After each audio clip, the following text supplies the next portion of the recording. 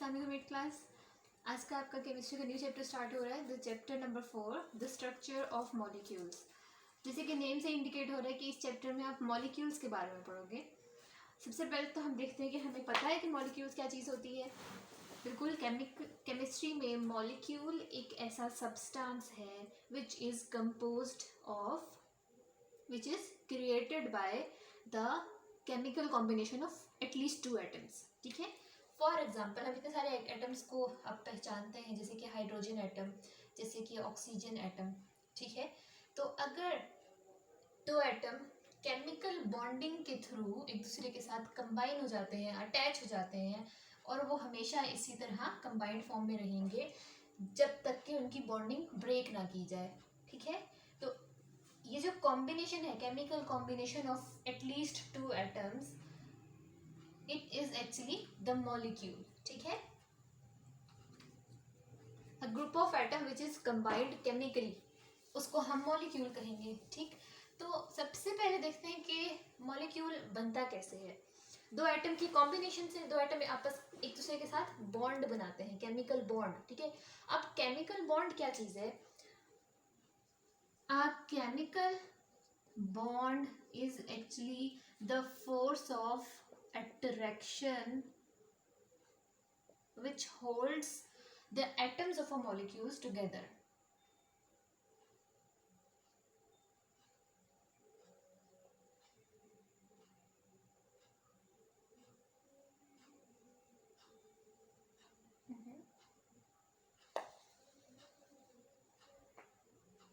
Force of attraction between atoms of a molecule. It is the force which attracts the 2 atoms of a molecule. ठीक है, ताकि वो एक molecule की सूरत में हमेशा रहें। ठीक है, वो एटम्स एक दूसरे से सेपरेट ना हो। ठीक, एक स्ट्रॉन्ग फोर्स ऑफ अट्रैक्शन है। ठीक है, ठीक है, तो हमने देख लिया कि एटम्स के दरमियान जब केमिकल बॉन्ड बनता है तो वो एक मॉलिक्यूल क्रिएट कर देते हैं। ठीक है, और हमें ये भी पता है, जैसे हमने चैप्टर नंबर 1 में देखा था, कि molecules mono atomic, diatomic, triatomic and polyatomic molecules इस तरह से हो सकते हैं, डिपेंडिंग अपॉन कि कितने एटम्स उसमें प्रेजेंट है। ठीक है, इस चैप्टर में असल में हम देखेंगे कि मॉलिक्यूल्स क्रिएट कैसे होते हैं। ठीक है, केमिकल बॉन्डिंग बनती कैसे है, होती कैसे है, ये फोर्स ऑफ अट्रैक्शन 2 एटम्स के दरमियान कब डेवलप होगी।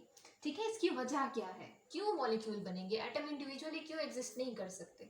ठीक है, तो पेज नंबर 59 पर सबसे पहले एक क्वेश्चन दिया है, why do atoms form chemical bonds. Atoms को बॉन्ड्स बनाने की ज़रूरत क्या है आखिर। ठीक है, तो बहुत इंपॉर्टेंट क्वेश्चन है ये, बोर्ड के पेपर्स में शॉर्ट क्वेश्चन के फॉर्म में बहुत ज़्यादा आता है। ठीक है, तो इसका बहुत सिंपल सा आंसर है कि फॉर एग्जांपल देखो, अगर आपने एक फॉर एग्जांपल अगर मैं इस मार्कर को इस तरह से प्लेस कर रही हूँ, तो ये हिल नहीं रहा अपनी जगह से बिल्कुल भी, अनलेस और अनटिल कि मैं इसको डिस्टर्ब करूँ। ठीक है, एक्सटर्नली इसको डिस्टर्ब किया जाए, तो हम क्या जस्टिफिकेशन दे सकते हैं कि अपनी पोजीशन क्यों चेंज नहीं कर रहा, क्योंकि हम कहेंगे ये स्टेबल है ना इस पोजीशन पे। ठीक है, मतलब इस पोजीशन पे इसके अंदर इतनी हाई एनर्जी नहीं है कि ये यहाँ वहाँ गिरे, मूव करे। ठीक है, मतलब यहाँ पे ये लेस एनर्जी में है, ये बिल्कुल स्टेबल है। ठीक है, सही स्टेबल पोजीशन में है। ठीक, लेकिन अगर मैं इसको ऐसे प्लेस करती हूँ तो बहुत से चांसेस है कि मे बी 2 सेकेंड्स 3 सेकेंड्स के लिए ये यूँ खड़ा होगा और फिर जल्दी ही गिर जाएगा। ठीक है, ऐसा क्यों, इस पोजीशन पे ये क्यों नहीं रुक रहा। मैं तो इसको एक्सटर्नली डिस्टर्ब नहीं कर रही, 1 सेकेंड के लिए यहाँ रुका और फिर गिर गया, क्यों, ऐसा क्यों हुआ, because it is not stable in this position. ठीक है, तो यूनिवर्स में अगर हम ऑब्जर्व करें तो दुनिया की हर चीज़ स्टेबिलिटी गेन करने की कोशिश करती है। ठीक है, ये अनस्टेबल था, इसने कोशिश की कि ये हॉरिजॉन्टल पोजीशन में आ जाए, और हॉरिजॉन्टल पोजीशन तो मोस्ट स्टेबल थी, तो ये उसमें स्टे करेगा। ठीक है, अनस्टेबल स्टेट से स्टेबल स्टेट में आ गया। ठीक है, बिल्कुल यही चीज़ एटम्स के साथ भी होती है।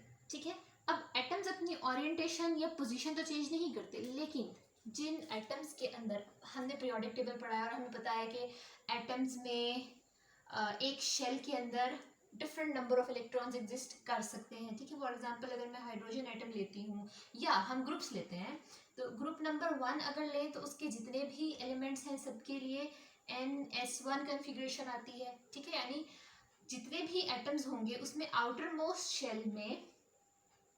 शेल S होगा और उसमें भी जस्ट 1 इलेक्ट्रॉन होगा, ठीक है। फॉर एग्जाम्पल मैंने हाइड्रोजन ले लिया तो इसके आउटर मोस्ट शेल में जस्ट 1 इलेक्ट्रॉन है, ठीक है। अगर हम ग्रुप रैंडमली लेते हैं ग्रुप 13, ठीक है, तो ग्रुप 13 के जो एलिमेंट्स हैं उनमें NS2 NP1 कन्फिग्रेशन आती है, ठीक है। मतलब 2 + 1 3 टोटल इलेक्ट्रॉन्स, ठीक। तो यहाँ पर जो आउटर मोस्ट शेल होगा उसमें 1 2 and 3 हम इलेक्ट्रॉन्स को ऐसे पेयर्स के फॉर्म में लिखते हैं, ठीक है। 1 2 इलेक्ट्रॉन्स आर हियर NS2, ठीक। उसके बाद NP1, ये 1 वाला इलेक्ट्रॉन यहाँ पर है, ठीक है। सेम वैलेंस शेल के अंदर आपने याद रखना है KLMN आर द शेल्स। मैं शेल की बात कर रही हूँ यहाँ पे, ठीक है। ये वैलेंस शेल है, ये एक शेल है, ठीक, सही। ये LMN में से कोई भी शेल हो सकता है, shell not sub shell, these are sub shells, ठीक है, सही। एक ही शेल में एक से ज्यादा सब शेल्स हो सकते हैं ना, सही। तो आपने सिर्फ वैलेंस शेल की बात करनी है, ठीक है। अब ये एक एटम है, सपोज ये बोरोन है, इसमें आउटर मोस्ट शेल में 3 इलेक्ट्रॉन्स हैं, ठीक है। इसी तरह हम देखते हैं एक और एटम देख लेते हैं from the noble gas family, the last group of periodic table, group number 18। तो ग्रुप नंबर 18 में जितने भी एलिमेंट्स हैं उनकी इलेक्ट्रॉनिक कन्फिग्रेशन है NS2 and NP6, ठीक है। अब यहाँ पे हमें क्या नजर आ रहा है, अगर हम यहाँ देखें तो S can accumulate maximum of 2 electrons. तो S में तो यहाँ पर एक इलेक्ट्रॉन है और एक वैकेंसी है, सही। ये खाली जगह है, ये एम्प्टी पोजीशन है जहाँ एक इलेक्ट्रॉन अभी भी आ सकता है, ठीक है, सही। दिस इज अ वैकेंसी, ठीक। अब यहाँ पर S is completely filled but P is incompletely field, it is partially field, ठीक है। अब क्या है, P can accumulate maximum of 6 electrons, लेकिन यहाँ पर कितने इलेक्ट्रॉन्स हैं P के अंदर, जस्ट 1। तो इसके पास +5 की जगह है ना, ठीक है। 1 + 5 6 होता है, ठीक है। तो इसके पास मीन्स 5 इसके पास वेकेंट स्पेसेस हैं, ठीक है। 5 ऐसे आप समझ लो कि 5 ऐसे बॉक्सेस हैं जिसमें इसको 5 इलेक्ट्रॉन्स फिल करने हैं, कर सकता है, ठीक है। पॉसिबिलिटी है कि अगर और इलेक्ट्रॉन अवेलेबल है तो इसमें फिल हो सकते हैं, सही। जैसे और एक और भी चीज़ हमने देखी है कि इलेक्ट्रॉन्स, एक एटम में न्यू इलेक्ट्रॉन ऐड भी किया जा सकता है और उसका एग्जिस्टिंग इलेक्ट्रॉन उससे रिमूव भी कराया जा सकता है, ठीक है। तो अब हम आहिस्ता आहिस्ता इस क्वेश्चन के आंसर की तरफ जाएंगे कि why atoms need to form chemical bonds, ठीक है। तो यहाँ पर जो मैंने नोबल गैस फैमिली रिप्रेजेंट की NS2 NP6, यहाँ पे ये केस नहीं है कि कुछ वैकेंसी हो और कुछ इलेक्ट्रॉन्स हो, ठीक है। ये वाला केस भी यहाँ नहीं है। क्या है, S is completely field, P is completely field, ठीक है। इसका मतलब है 1 2 ये S हो गया, ठीक है, ये P, ठीक है। कितने इलेक्ट्रॉन्स हो गए, कंप्लीटली फिल कर दिया मैंने, 2 + 6 8 मैंने फिल कर दिया, ठीक है। तो जो भी हैलोजन फैमिली है, सपोज ये नियोन है, सही। तो पीरियोडिक टेबल का जो लास्ट ग्रुप है, group number 18, the members of group number 18 are called halogen और नोबल गैसेस, ठीक है। वो जो ग्रुप है उसके members because of their completely filled valence shell, they are different from the other periodic table, क्योंकि ये जो एटम्स हैं इनके पास कोई वैकेंसी नहीं है, इनके शेल्स में कोई भी एम्प्टी स्पेस नहीं है, जितने शेल है कंप्लीटली फिल्ड है, फुली ऑक्युपाइड बाय इलेक्ट्रॉन्स हैं, ठीक है। तो जब कोई एम्प्टी स्पेस ही नहीं है, कोई वैकेंसी ही नहीं है, कोई बॉक्स एम्प्टी नहीं है जहाँ पे न्यू इलेक्ट्रॉन हम फिट कर सकते, तो इस एटम को क्या कोई नीड होगी कि ये किसी से रिएक्ट करे। कोई अगर इसको इलेक्ट्रॉन प्रोवाइड किया भी जा रहा है तो ये उस इलेक्ट्रॉन को एक्सेप्ट करे, नहीं। इसका इलेक्ट्रॉन उसको अट्रैक्ट करे भी तो इसके पास जगह नहीं है उसको यहाँ पे एकोमोडेट करने की, ठीक है। यहाँ पे फिल करने की जगह नहीं है इसके पास, ठीक। तो जब इसके पास वैकेंसी ही नहीं तो ये कोई इलेक्ट्रॉन एक्सेप्ट नहीं करना चाहता। सही। तो नोबल गैसेस में ये देखा जाता है कि इनकी इस completely filled valence shell electronic configuration की वजह से इनका एक बिहेवियर है कि ये किसी से भी रिएक्ट नहीं करते। ठीक है, इनको केमिकल बॉन्डिंग की ज़रूरत ही नहीं है। ठीक है, इनको नीड ही नहीं है, ये कभी रिएक्ट करते ही नहीं है। ठीक, सही। नेचर में ये नियॉन एटम है तो ये इंडिपेंडेंटली नियॉन एटम के फॉर्म में एग्जिस्ट करेगा, मॉलिक्यूल्स के फॉर्म में नहीं एग्जिस्ट करेगा। ठीक है, तो ये जो एक कॉमन सा ट्रेंड देखा था नोबल गैस फैमिली के हर एलिमेंट के अंदर, तो जब हमने इसको बाकी पीरियोडिक टेबल से कंपेयर किया तो पीरियोडिक टेबल के तो जितने भी एलिमेंट्स हैं, जितने भी ग्रुप्स हैं, जितने भी पीरियड्स हैं, सब के सब, उन सब में किसी में इलेक्ट्रॉन 1 था, किसी में 2 3 4 5 6 7। ठीक है, नॉट 8। 8 तो सिर्फ नोबल गैस में है ना। ठीक है, तो उन सब का वैलेंस शेल इनकम्प्लीशन था। ठीक है, मतलब वो अभी कंप्लीट नहीं हुआ था। ठीक, ठीक है। तो एक ही चीज़ ऑब्जर्व की गई कि जब एक एटम किसी दूसरे एटम के साथ केमिकल बॉन्डिंग करता था ना, ठीक है, तो जब भी कोई एटम दूसरे एटम से बॉन्डिंग करता है तो होता क्या है, सपोज यहाँ एक इलेक्ट्रॉन है तो इसके पास एक वैकेंसी है, ये किसी भी दूसरे एटम से एक इलेक्ट्रॉन अगर एक्सेप्ट कर ले तो क्या इसकी वो वैकेंसी फिल हो जाएगी? बिल्कुल हो जाएगी। तो इसने क्या कर लिया, जो इसका नेचुरली इनकम्प्लीट वैलेंस शेल था उसको इसने कम्प्लीटली फिल्ड कर दिया किसी और से इलेक्ट्रॉन बोरो करके। ठीक है, और ये क्या बन गया? बिल्कुल इस जैसा। ठीक है, ठीक। तो इस क्वेश्चन का आंसर ये है that why atoms form chemical bond. इसका आंसर ये है कि जैसे कि दुनिया की हर चीज़ स्टेबिलिटी गेन करना चाहती है, स्टेबल होना चाहती है, तो एटम्स में जो रोल मॉडल है, जो मोस्ट स्टेबल एटम्स हैं, they are the noble gas atoms. ठीक है, तो all the elements of the periodic table tend to gain stability like the noble gas elements. ठीक है, and they gain stability, they gain this stability, this noble gas stability by completing their valence shell। ठीक है, अब ये अपना valence shell completely fill करेंगे, या फिर हम मोर जनरली कहें तो फिर atoms can gain stability by gaining the valence shell configuration of noble gases. ठीक है, बिल्कुल नोबल गैसेस वाली वैलेंस शेल कॉन्फ़िगरेशन उन्हें बनानी है। जैसे S1 है ना, तो S2 is the configuration for noble gases. तो S2 अगर ये हो जाएगा, यहाँ पे 2 इलेक्ट्रॉन हो गए ना, अब मैं इसको S2 कर दूँ। ठीक है, बेशक ये कैटाइन एनाइन कुछ भी बन गया, उससे हमें फर्क नहीं पड़ता, लेकिन एक एटम ने क्या S2 कर लिया, बिल्कुल S कंप्लीटली फिल्ड हो गया, उसने नोबल गैस कॉन्फ़िगरेशन अटेन कर ली है। ठीक है, S है तो कंप्लीटली फिल्ड होना चाहिए, P है तो इसे भी P6 कंप्लीटली फिल्ड होना पड़ेगा, तब ये नोबल गैस जितना स्टेबल हो जाएगा। ठीक है, तब तक ये रिएक्शन करता रहेगा। तो केमिकल रिएक्शन असल में होता कैसे है? इलेक्ट्रॉन्स की शेयरिंग से, इलेक्ट्रॉन लूज करने से, इलेक्ट्रॉन गेन करने से। ठीक है, केमिकल रिएक्शन असल में, या formation of a chemical bond असल में क्या चीज़ है? ये एक प्रोसेस है जिसमें इलेक्ट्रॉन्स का ट्रांसफर होता है बिटवीन एटम्स। ठीक है, सही। तो ये तो हमने देख लिया कि atoms make chemical bonding to gain stability. ठीक है, जब वो किसी और से इलेक्ट्रॉन बोरो करेंगे तो वो जिससे इलेक्ट्रॉन बोरो कर रहे हैं उसके साथ उनका केमिकल बॉन्ड बन गया। ठीक है, chemical bond is actually the sharing of 2 electrons. जैसे ये A एटम है, ये B एटम है, तो इन दोनों ने ये 2 इलेक्ट्रॉन्स ऐसे शेयर किए हों।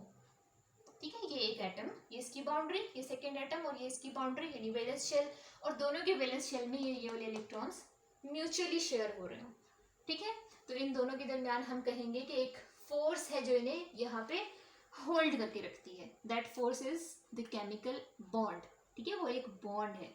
ठीक, अब आपने ये भी याद रखना है, एक बॉन्ड में 2 इलेक्ट्रॉन होते हैं हमेशा। सही, ठीक है, हमने देख लिया कि केमिकल बॉन्डिंग क्यों की एटम ने, because atom needs to get stability like the noble gas family. ठीक है, सही। अब एटम कैसे, किस तरीके से स्टेबिलिटी गेन करे, क्या करना पड़ेगा एक एटम को। अब इस तरह ways of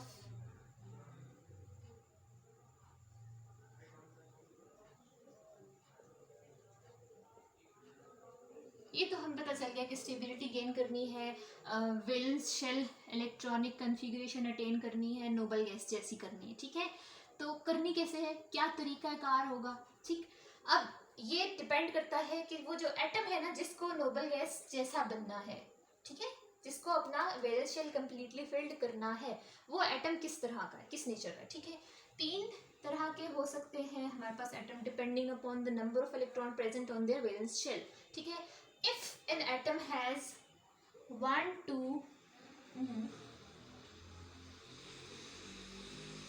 if an atom has less than 3 electrons in its valence shell, तो क्या होगा, ये हमें कैसा लग रहा है, ये इसका अगर वैलेंस शेल है, it is an A type atom, और ये इसका वैलेंस शेल है, तो इसमें लेस देन 3 इलेक्ट्रॉन है, सपोज इसमें 2 इलेक्ट्रॉन्स हैं, तो इसको अगर इसमें लेस देन 3 इलेक्ट्रॉन्स हैं तो इसको वैलेंस शेल कॉन्फ़िगरेशन अटेन करने के लिए कितने इलेक्ट्रॉन्स चाहिए, मैंने कितने फिल किए थे वहाँ पे 8, ठीक है। अब एक चीज़ आप याद रखो, वैलेंस शेल इलेक्ट्रॉनिक कॉन्फ़िगरेशन या तो 2 इलेक्ट्रॉन्स होने चाहिए, अगर तो वैलेंस शेल इज s, ठीक है। If the valence shell is p तो यू हैव टू, उसके साथ फिर s भी आएगा ना, पहले जहाँ पे p है उसके साथ s भी है, ठीक है, बेशक मेंशन ना हो, सही। तो तब हम क्या कहेंगे, फॉर p, इसका मतलब है p ब्लॉक एलिमेंट के लिए 8 इलेक्ट्रॉन्स होने चाहिए वैलेंस शेल में, तब वो कंप्लीटली फिल्ड होगा, ठीक है। 2 for s and 6 for p, ठीक है। और अगर जो s ब्लॉक का एलिमेंट है यानी ग्रुप नंबर 1 एंड 2, तो उसके इलेक्ट्रॉन्स जब 2 होंगे वैलेंस शेल में, तो इट मीन्स कि अब वो कंप्लीटली फिल्ड है। s कब कंप्लीटली फिल्ड होता है, विद 2 इलेक्ट्रॉन्स, ठीक है। p कब कंप्लीटली फिल्ड होता है, विद 6 इलेक्ट्रॉन्स, लेकिन p कभी अकेला नहीं होता, p से पहले एक s भी होता है, ठीक है, तो इसलिए कलेक्टिवली 8 इलेक्ट्रॉन, ठीक। तो अगर किसी एटम के आउटर मोस्ट शेल में लेस देन 3 इलेक्ट्रॉन्स हैं, मीन्स 2 इलेक्ट्रॉन्स हैं या 1 इलेक्ट्रॉन है, तो उसके लिए 8 इलेक्ट्रॉन या 2 इलेक्ट्रॉन कन्फिग्रेशन अटेन करना इज डिफिकल्ट, ठीक है, इतने सारे एक्स्ट्रा इलेक्ट्रॉन्स गेन करना, यहाँ हम 2 की बात नहीं करेंगे, ठीक है, ये जो कंडीशन हम ले रहे हैं ये 8 इलेक्ट्रॉन की बात है, ठीक है। तो अब 2 इलेक्ट्रॉन से 8 इलेक्ट्रॉन्स तक पहुंचना, मतलब किसी बहुत सारे डिफरेंट एटम्स से 8 इलेक्ट्रॉन्स अपने पास एक्यूमुलेट करना, ठीक है, मतलब कितने लेने पड़ेंगे इसको, और 2 इसके अपने हैं, it will need 6 more electrons, ठीक है। तो ये 6 मोर इलेक्ट्रॉन्स किसी और एटम से कलेक्ट करता करता करता करता इट इज़ वेरी डिफिकल्ट। लेकिन अगर हम इसको एक और पर्सपेक्टिव में देखें तो इसके वैलेंस शेल के अंदर भी तो एक शेल है, अगर तो ये एल शेल है तो उसके अंदर के शेल भी तो प्रेजेंट होगा, ठीक है। और हम कहते हैं कि इनर शेल जब तक कंप्लीटली फिल्ड नहीं होता आउटर शेल में इलेक्ट्रॉन नहीं जाता, ठीक है। तो हम सपोज ये करते हैं कि वैलेंस शेल के अलावा all the inner shells are completely filled, और ऐसा ही होता है एक्चुअली, ठीक है। तो क्या के शेल इज कंप्लीटली फिल्ड, हमें पता है ये। तो instead of completely filling the L shell by borrowing the 6 remaining electrons from other atoms, इस एटम के लिए इजी ये है कि ये अपने ये 2 इलेक्ट्रॉन्स भी लूज कर दे, ठीक है। तो इट विल लूज इलेक्ट्रॉन्स, तो क्या होगा, अब अगर मैं कहूँ कि ये इलेक्ट्रॉन इसने लूज कर दिए, दोनों इलेक्ट्रॉन खत्म, ठीक। तो इसका वैलेंस शेल कौन सा है, वैलेंस शेल क्या होता है, द आउटर मोस्ट शेल जिसमें कोई इलेक्ट्रॉन प्रेजेंट हो, ठीक है। अब इसका वैलेंस शेल कौन सा रहेगा, द के शेल, एंड के वाज कंप्लीटली फिल्ड, ये हमने कहा था ना, ठीक है। तो अब क्या हुआ, अब क्या इसका outermost shell completely filled है, बिल्कुल कंप्लीटली फिल्ड है। तो क्या ये स्टेबल हो गया, बिल्कुल ये स्टेबल हो गया, ठीक है, बाय लूजिंग इलेक्ट्रॉन, ठीक है। तो the first way to gain the stability or to gain the noble gas electronic configuration, atoms with less than 3 electrons in their valence shell will prefer to lose their electrons, ठीक है, then they will be able to get stability, ठीक है, then they will be stable, ठीक। Second case अगर हम देखें, अगर तो बहुत सारे इलेक्ट्रॉन्स हैं, इफ एन एटम हैज 5 और more electrons in its valence shell, तो तब क्या होगा, इसको हम ऐसे रिप्रेजेंट कर सकते हैं, it's a P type atom जिसमें 5 या ज़्यादा इलेक्ट्रॉन्स हैं। सपोज हम यहाँ पे 1 2 3 4 5 एंड 6, ठीक है, 5 एंड मोर हो सकते हैं, तो हमने 6 ले लिए इलेक्ट्रॉन, ठीक है। अब ये केस एस वाला नहीं है क्योंकि एस में तो इतने इलेक्ट्रॉन आते नहीं है, तो इसको हमने स्किप किया, ठीक, इसे हमने यहाँ से खत्म कर दिया, ठीक है। ये कौन सा वाला केस होगा, एस एंड पी वाला, ठीक। अब इसमें क्या होगा, कंप्लीटली फिल्ड, हमारा टारगेट क्या है, इस एटम का टारगेट क्या है, टू गेन द स्टेबिलिटी, कि ये 8 इलेक्ट्रॉन कन्फिग्रेशन तक पहुंच जाए, ठीक है। तो इसके लिए क्या इजी है, इसको 8 तक पहुंचने के लिए जस्ट 2 इलेक्ट्रॉन्स बोरो करने हैं, ठीक है। लेकिन अगर ये दूसरी ये अगर ए वाले एटम को फॉलो करना चाहे, ये इलेक्ट्रॉन्स लूज करना चाहे, तो it have to lose 1 2 3 4 5 6 electrons, ताकि इसका इनर शेल एक्सपोज हो जाए और इनर शेल इसका वैलेंस शेल बन जाए, ठीक है। तो ये तो बहुत मुश्किल काम है, जैसे 6 इलेक्ट्रॉन्स गेन करना मुश्किल काम है, बिल्कुल वैसे ही 6 इलेक्ट्रॉन्स लूज करना बहुत ज़्यादा डिफिकल्ट है, ठीक है, सही। तो ये क्या करेगा, ऐसा एटम, बी टाइप एटम, ऐसा एटम जिसमें 5 या ज़्यादा इलेक्ट्रॉन्स हैं, 6 7, ठीक है, 5 6 7 टाइप इलेक्ट्रॉन्स हैं उसके वैलेंस शेल में, तो it will prefer to gain the remaining number of electrons from other atoms, ठीक है, to attain the 8 electron configuration, सही।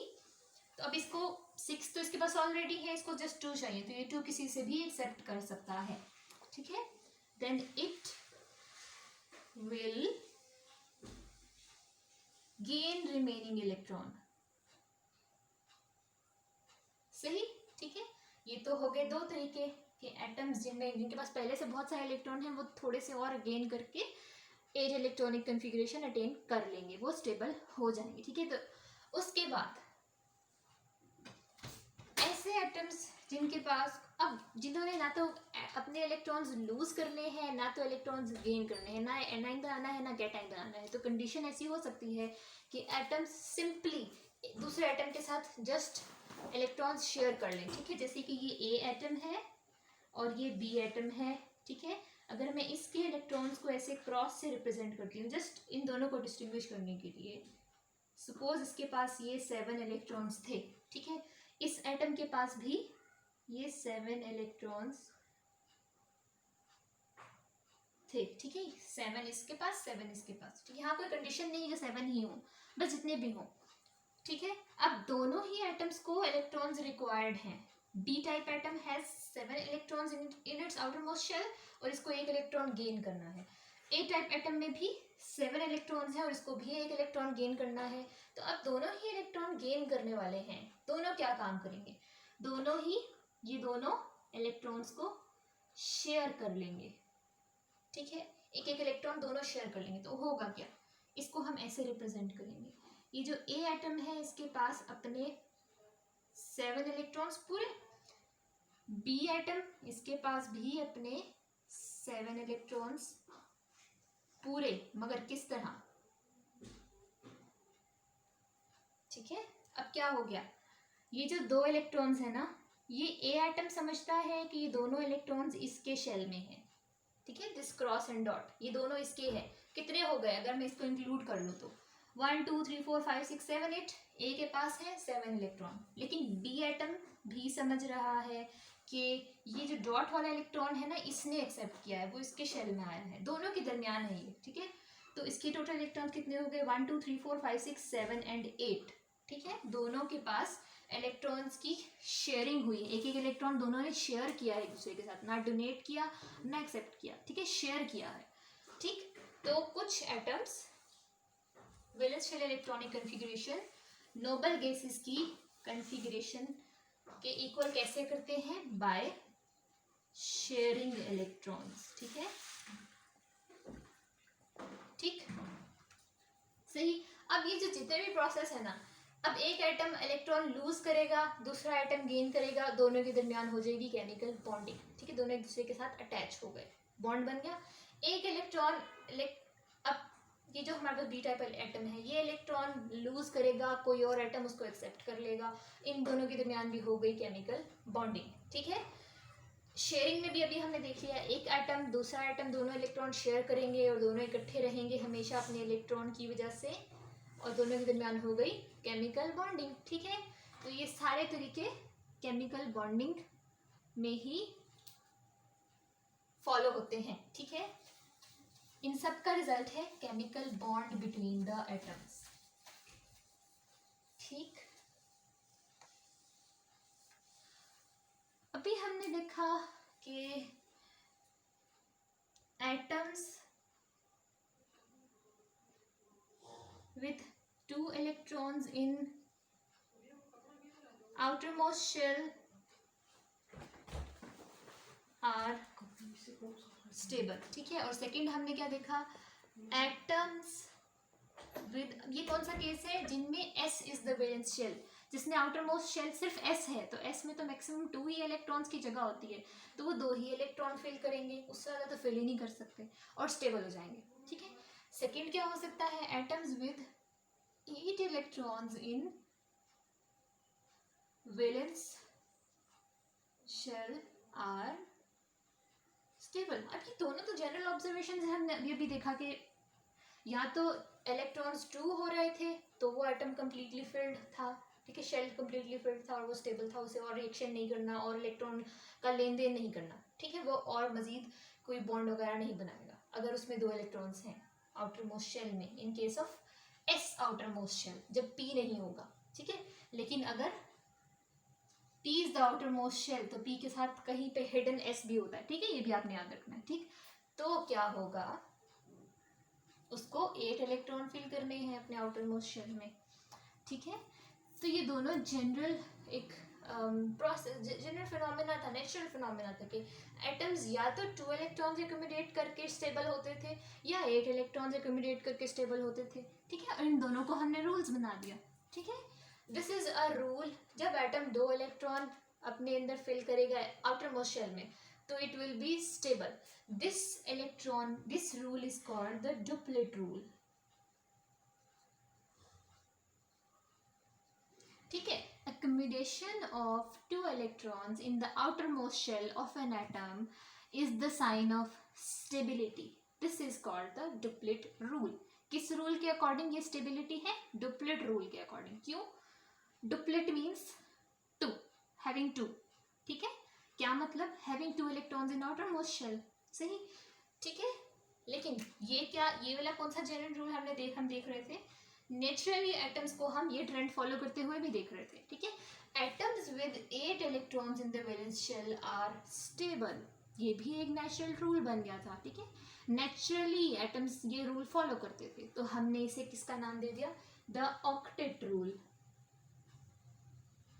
ठीक है, octet, oct means 8, duplet means 2। ठीक है, octet rule means when atoms accumulate 8 electrons in their valence shell they are stable. This is called the octet rule। ठीक है, इन दोनों की भी डेफिनेशन बहुत ज़्यादा पेपर में आती है, the octet rule and the duplet rule. और ये क्वेश्चन भी कि हाउ एटम्स और why atoms form chemical bond. ठीक है, ये बहुत बहुत बहुत इंपॉर्टेंट क्वेश्चन हैं, हर बार आगे पेपर में आते हैं। ठीक है, सही, अब हम मूव करें नेक्स्ट पॉइंट पर, तो केमिकल बॉन्ड। ठीक है, topic 4.2, same page 59, the chemical bond, how will you define a chemical bond. तो हमने उसे इस चैप्टर के इंट्रोडक्शन में ही डिफाइन किया था, a chemical bond is the force of attraction which holds the atom of a molecule together. ठीक है, सही। ठीक, यहाँ तक हो गया हमारा ये टॉपिक कंप्लीट। अब हम कल देखेंगे कि what type of chemical bonds can exist between the atoms. ठीक है।